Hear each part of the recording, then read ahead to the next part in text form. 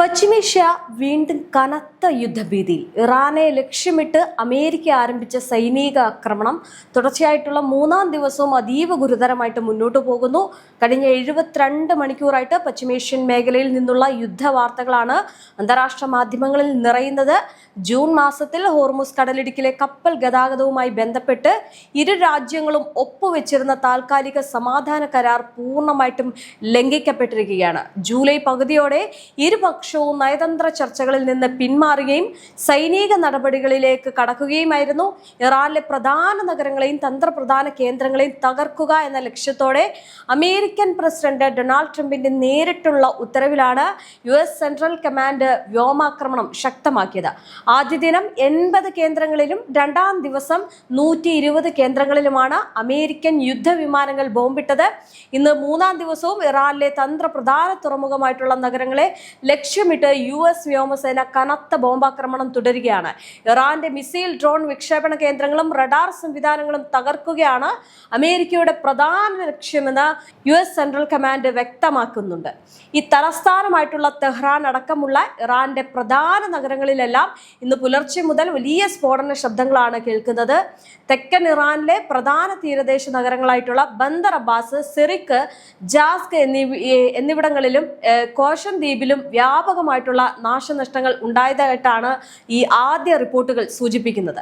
അമേരിക്കയുടെ വ്യോമാക്രമണങ്ങൾക്ക് തക്കതായ പ്രത്യാക്രമണത്തിലൂടെയാണ് ഇറാൻ മറുപടി നൽകുന്നത്. ഗൾഫ് മേഖലയിലുടനീളമുള്ള അമേരിക്കൻ സൈനിക താവളങ്ങളെ ലക്ഷ്യമിട്ട് ഇറാന്റെ റവല്യൂഷണറി ഗാർഡ് ശക്തമായിട്ടുള്ള മിസൈൽ ഡ്രോൺ ആക്രമണം അഴിച്ചുവിട്ടിരിക്കുകയാണ്. പശ്ചിമേഷ്യയിലെ 5 പ്രമുഖ രാജ്യങ്ങളിലെ US താവളങ്ങൾക്ക് നേരെയാണ് ഇറാൻ ഒരേ സമയം തിരിച്ചടി നടത്തിയത്. Bahrain, Kuwait, Qatar, Oman, Jordan എന്നീ രാജ്യങ്ങളിലെ അമേരിക്കൻ സൈനിക കേന്ദ്രങ്ങളിൽ ഇറാന്റെ മിസൈലുകൾ പതിച്ചതായിട്ട് ഇറാൻ വിദേശകാര്യ മന്ത്രാലയം ഔദ്യോഗികമായിട്ട് പ്രഖ്യാപിച്ചിട്ടുണ്ട്. ഏറ്റവും വലിയ നാശനഷ്ടം റിപ്പോർട്ട് ചെയ്തിരിക്കുന്നത് കുവൈറ്റിലെ അമേരിക്കൻ വ്യോമത്താവളത്തിലാണ്. കുവൈറ്റിലെ US ക്യാമ്പിൽ ഇറാൻ നടത്തിയ കനത്ത മിസൈൽ ആക്രമണത്തിൽ 6 അമേരിക്കൻ സൈനികർ കൊല്ലപ്പെട്ടതായിട്ട് ഇറാന്റെ ഔദ്യോഗിക മാധ്യമമായിട്ടുള്ള പ്രസ് TV തന്നെ അവകാശപ്പെടുന്നുണ്ട്. എന്നാൽ കുവൈറ്റിലെ താവളത്തിൽ സൈനികർ കൊല്ലപ്പെട്ടു എന്ന ഇറാന്റെ അവകാശവാദത്തോട് അമേരിക്കയോ കുവൈറ്റ് ഭരണകൂടമോ ഇതുവരെ ഔദ്യോഗികമായിട്ട് പ്രതികരിച്ചിട്ടില്ല. ഗൾഫ് മേഖലയിലെ US കേന്ദ്രങ്ങളിലെ യഥാർത്ഥ നാശനഷ്ടങ്ങളുടെ വിവരങ്ങൾ പുറത്തുവിടാൻ പെന്റഗൺ തയ്യാറായിട്ടില്ല എന്നാണ് സൂചന. അതേസമയം ജോർദാനിലെ അമേരിക്കൻ വ്യോമതാവളം തങ്ങളുടെ ഡ്രോൺ ആക്രമണത്തിൽ ഇപ്പോഴും കത്തിയേറുകയാണെന്ന് ഇറാൻ വ്യക്തമാക്കുന്നു. ഇതിനു പുറമെ ബഹ്റൈനിലെ ഷെയ്ഖ് ഈസ ബേസിലെ US ആയുധപ്പുരകളും അതുപോലെ തന്നെ ഒമാന്റെ ദുഖം തുറമുഖത്തെ അമേരിക്കൻ കപ്പൽ സംരക്ഷണ കേന്ദ്രങ്ങളും ആക്രമിക്കപ്പെട്ടിട്ടുണ്ട്. സംഘർഷം മറ്റ് ഗൾഫ് രാജ്യങ്ങളിലേക്ക് വ്യാപിപ്പിക്കുന്നതായാണ് ഏറ്റവും പുതിയ വിവരങ്ങൾ. കഴിഞ്ഞ 24 മണിക്കൂറിനിടെ യുണൈറ്റഡ് അറബ് എമിറേറ്റ്സ്, അതായത് UAEക്ക് നേരെയും ഇറാന്റെ ഭാഗത്ത് നിന്ന് ആക്രമണ ശ്രമങ്ങൾ ഉണ്ടായതായിട്ട് അന്താരാഷ്ട്ര മാധ്യമങ്ങളൊക്കെ റിപ്പോർട്ട് ചെയ്യുന്നുണ്ട്. യുദ്ധം കൊടുമ്പിരി കൊണ്ടിരിക്കുന്നതോടെ ലോകത്തിന്റെ ഏറ്റവും പ്രധാനപ്പെട്ട ഊർജ്ജപാതയായിട്ടുള്ള ഹോർമുസ് കടലിടുക്ക് വീണ്ടും പൂർണ്ണമായിട്ടും സ്തംഭിച്ചിരിക്കുകയാണ്. തങ്ങളുടെ അനുമതിയില്ലാതെ ഒരു അന്താരാഷ്ട്ര കപ്പലിനെയും കടത്തി വിടില്ല എന്ന് പ്രഖ്യാപിച്ച് ഇറാൻ ഈ ഒരു ജലപാത അനിശ്ചിത കാലത്തേക്ക് അടച്ചതായിട്ട് പ്രഖ്യാപിച്ചു. ഹോർമുസ് ജലപാത വഴി കപ്പൽ ഗതാഗതം കഴിഞ്ഞ 2 ദിവസമായിട്ട് പൂർണ്ണമായും നിശ്ചലമായിട്ടുള്ള അവസ്ഥയിലാണ്. ഇത് അന്താരാഷ്ട്ര ചരക്ക് നീക്കത്തെയും എണ്ണക്കടത്തിനെയും ഗുരുതരമായിട്ട് ബാധിച്ചിട്ടുണ്ട്. തങ്ങളുടെ കപ്പലുകൾക്ക് സംരക്ഷണം നൽകാൻ സൈന്യത്തെ ഇറക്കുമെന്ന് അമേരിക്കയും മുന്നറിയിപ്പ് നൽകുന്നു. ഹോർമുസ് പ്രതിസന്ധി ആഗോള വിപണിയിൽ വലിയ ചലനമാണ് ഉണ്ടാക്കിയിരിക്കുന്നത്. കഴിഞ്ഞ 24 മണിക്കൂറിനിടെ അന്താരാഷ്ട്ര വിപണിയിൽ ക്രൂഡ് ഓയിൽ വില 4.5% കുതിച്ചുയർന്നിട്ടുണ്ട്. മുൻപ് സമാധാന കരാർ ഒപ്പുവെച്ച സമയത്ത് $62 വരെ താഴ്ന്ന എണ്ണ വില ഇപ്പോൾ വീണ്ടും $80 കടന്നിരിക്കുകയാണ്. വരും ദിവസങ്ങളിൽ ഇന്ധന വില കുറയുമെന്ന് പ്രതീക്ഷിച്ചിരുന്ന സാധാരണക്കാരെയും വിപണിയെയും ഒരേപോലെ നിരാശപ്പെടുത്തുന്നതിലാണ് നിലവിലെ എണ്ണ വിലയിലെ ഈ ഒരു കുതിച്ചുചാട്ടം എന്ന് പറയുന്നത്. യുദ്ധം നീണ്ടുപോയി കഴിഞ്ഞാൽ ആഗോളതലത്തിൽ വലിയ സാമ്പത്തിക പ്രതിസന്ധിക്കും വിലക്കയറ്റത്തിനും ഇത് കാരണമാകും. പ്രഹരമാകും.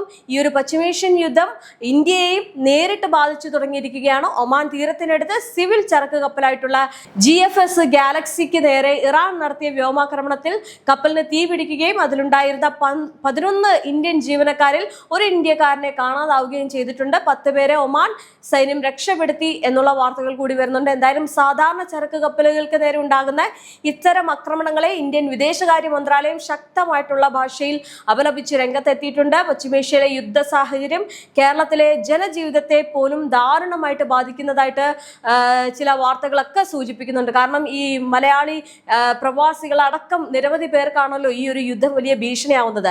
ഗൾഫ് മേഖലയെ ഒന്നടങ്കം ഇറാൻ ലക്ഷ്യം വെക്കുമ്പോൾ അവിടെയുള്ള ഈ ദശലക്ഷക്കണക്കിന് വരുന്ന മലയാളി പ്രവാസി സമൂഹത്തിന്റെ ജോലിയും സുരക്ഷയും ജീവിതത്തെയും ഇത് കരുനിഴലിലാക്കിയിരിക്കുകയാണ്. യുദ്ധബാധിത പ്രദേശങ്ങളിലുള്ള പ്രവാസികൾ വലിയ ആശങ്കയിലാണ് കഴിയുന്നത്. ഇതുവരെ സമാധാന ചർച്ചകൾക്ക് മധ്യസ്ഥത വഹിച്ചിരുന്ന ഖത്തറിലെ US കേന്ദ്രങ്ങൾക്ക് നേരെയും ആക്രമണം ഉണ്ടായതോടെ മേഖലയിലെ എല്ലാ നയതന്ത്ര ശ്രമങ്ങളും പാളിയ നിലയിലാണുള്ളത്. ഇനി ഒരു സമാധാന ചർച്ചകൾക്ക് പ്രസക്തി ഇല്ല എന്ന നിലപാടിലാണ് ഇറാൻ ഭരണകൂടമുള്ളത്.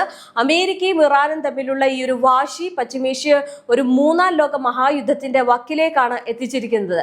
യുദ്ധ സാഹചര്യം വഷളായതോടെ ഗൾഫ് മേഖലയിലേക്കുള്ള വിമാന സർവീസുകളെയും ഇത് ബാധിച്ചു തുടങ്ങിയിട്ടുണ്ട്. വ്യോമപാതകളിൽ സുരക്ഷാ ഭീഷണി ഉള്ളതിനാൽ പല അന്താരാഷ്ട്ര എയർലൈനുകളും തങ്ങളുടെ റൂട്ടുകൾ പുനഃക്രമീകരിക്കാൻ നിർബന്ധിതരായിരിക്കുകയാണ്. കേരളത്തിൽ നിന്നും തിരിച്ചുമുള്ള വിമാന ടിക്കറ്റ് നിരക്കുകൾ വരും ദിവസങ്ങളിൽ കുത്തനെ ഉയരാൻ സാധ്യതയുള്ളത് പ്രവാസികൾക്ക് ഇരട്ടി പ്രഹരമാകും. ഗൾഫ് രാജ്യങ്ങളിലെ വിപണിയിൽ എണ്ണവില ഉയരുന്നത് താൽക്കാലികമായിട്ട് ചില വ്യവസായികങ്ങൾക്ക് ഗുണം ചെയ്തേക്കുമെങ്കിലും യുദ്ധം നീണ്ടുപോയി കഴിഞ്ഞാൽ നിർമ്മാണ ചരക്ക് നീക്ക മേഖലകളെ അത് നിശ്ചലമാക്കും. എന്തായാലും പല പ്രവാസി മലയാളി സ്ഥാപനങ്ങളുടെയും ബിസിനസ് ഓർഡറുകൾ ഹോർമുസ് കടലിടുക്കിലെ തടസ്സം മൂലം വൈകുകയാണ് ചെയ്യുന്നത്. ഇത് പ്രവാസികളുടെ ജോലിയും കൃത്യമായിട്ടുള്ള ശമ്പള വിതരണത്തെയും വരും മാസങ്ങളിൽ ബാധിച്ചേക്കാം. യുദ്ധബാധിത രാജ്യങ്ങളിലുള്ള ഇന്ത്യൻ പൗരന്മാരുടെ സുരക്ഷ ഉറപ്പാക്കാൻ ഒമാൻ, കുവൈറ്റ്, ബഹ്റൈൻ എന്നിവിടങ്ങളിലെ ഇന്ത്യൻ എംബസികൾ പ്രത്യേക ഹെൽപ്പ് ലൈൻ നമ്പറുകളൊക്കെ ആരംഭിച്ചിട്ടുണ്ട്. അടിയന്തര സാഹചര്യങ്ങൾ ഉണ്ടായിക്കഴിഞ്ഞാൽ ഈ പ്രവാസികളെ സുരക്ഷിതമായിട്ട് നാട്ടിലെത്തിക്കാനുള്ള പ്രവാസി ഒഴുക്കൽ പദ്ധതികൾക്ക് കേന്ദ്ര സർക്കാർ രൂപം നൽകി വരുന്നതായിട്ടാണ് നയതന്ത്ര വൃത്തങ്ങളിൽ നിന്നുള്ള റിപ്പോർട്ടുകൾ എന്ന് പറയുന്നത്. ഈ നാട്ടിലുള്ള പ്രവാസി കുടുംബങ്ങളും വലിയ രീതിയിലുള്ള മാനസിക സമ്മർദ്ദത്തിലൂടെയാണ് കടന്നു പോകുന്നത്. ഗൾഫിലുള്ള തങ്ങളുടെ പ്രിയപ്പെട്ടവരുടെ സുരക്ഷയോർത്ത് കേരളത്തിലെ ആയിരക്കണക്കിന് കുടുംബങ്ങൾ ആശങ്കയിലാണ്. ഈ ഗൾഫ് രാജ്യങ്ങളിലെ വർത്തമാന വിനിമയ സംവിധാനങ്ങൾക്ക് എന്തെങ്കിലും തരത്തിലുള്ള തടസ്സങ്ങൾ ഉണ്ടായിക്കഴിഞ്ഞാൽ അത് പ്രവാസികളെയും നാട്ടിലുള്ള കുടുംബങ്ങളെയും തമ്മിലുള്ള ബന്ധത്തെ പൂർണ്ണമായിട്ടും ബാധിക്കും. ചുരുക്കത്തിൽ അമേരിക്കയും ഇറാനും തമ്മിലുള്ള ഈ ഒരു സൈനിക വാശി വെറും ഒരു 2 രാജ്യങ്ങൾ തമ്മിലുള്ള യുദ്ധമായിട്ട് മാറുന്നില്ല, മറിച്ച് ലക്ഷക്കണക്കിന് മലയാളി പ്രവാസികളുടെ നിലനിൽപ്പിന്റെയും പ്രശ്നമായിട്ട് മാറിയിരിക്കുകയാണ്. അതോടൊപ്പം തന്നെ പല രാജ്യങ്ങളും ഇതിൽ ബാധ്യസ്ഥരാകുകയാണ്, പ്രതിസന്ധിയിലോട്ട് കടന്നുകൊണ്ടിരിക്കുകയാണ്.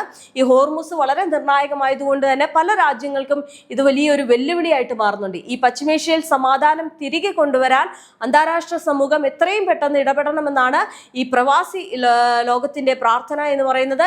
എന്തായാലും യുദ്ധവാർത്തകളുടെ ഓരോ പുതിയ അപ്ഡേറ്റുകൾ വരുമ്പോഴും വലിയ രീതിയിലുള്ള പ്രതിസന്ധിയിലൂടെയാണ് ഈ ആളുകൾ കടന്നു പോകുന്നത്. കാരണം സാമ്പത്തികമായിട്ടുള്ള പ്രതിസന്ധി നേരിടുന്നുണ്ട്, ഇപ്പോൾ ഈ പ്രവാസികൾ ഒരു പ്രതിസന്ധി നേരിടുന്നുണ്ട്. അങ്ങനെ വലിയ ഒരു പ്രശ്നത്തിലേക്ക് ഈ ഒരു യുദ്ധം മാറുകയാണ്. ഇതിലൂടെയാണ് മറ്റൊരു കാര്യം കൂടി, ഈ ലോക ആരോഗ്യ സംഘടനയൊക്കെ മുന്നറിയിപ്പ് നൽകിയിട്ടുണ്ട്. കാരണം ഈ ഹോർമുസ് പൂട്ടിയിടുന്നത് പല രാജ്യങ്ങൾക്കുമുള്ള ഭക്ഷണം ഉൾപ്പെടെയുള്ള കാര്യങ്ങൾ തടസ്സപ്പെടാൻ കാരണമായേക്കാം, മരുന്നുകൾ തടസ്സപ്പെടാൻ കാരണമായേക്കാം. അങ്ങനെയാണെങ്കിൽ സാമ്പത്തികപരമായിട്ടും വലിയ ഒരു പ്രശ്നം മാത്രമായിരിക്കും ഉണ്ടാകുന്ന. ഈ ഭക്ഷ്യക്ഷാമം വരാം, മരുന്നുകൾ കിട്ടാതെ വരാം. അങ്ങനെയാണെങ്കിൽ ഒരുപറ്റം ആളുകൾക്ക് അതൊരു ജീവന ഭീഷണിയായി മാറുമെന്നതിൽ സംശയമില്ല. അപ്പോൾ അതുകൊണ്ട് തന്നെ വീണ്ടും ഈ ഒരു വെടിനിർത്തൽ ചർച്ച കൊണ്ടുവരാനും സമാധാനം കൊണ്ടുവരാനും ഒക്കെ പല രാജ്യങ്ങളും മുന്നിട്ട് നിൽക്കുന്നുണ്ട്. എന്തായാലും വലിയ രീതിയിലുള്ള ഒരു യുദ്ധത്തിലേക്കാണ് ഇരു രാജ്യങ്ങളും കടന്നു പോകുന്നത്.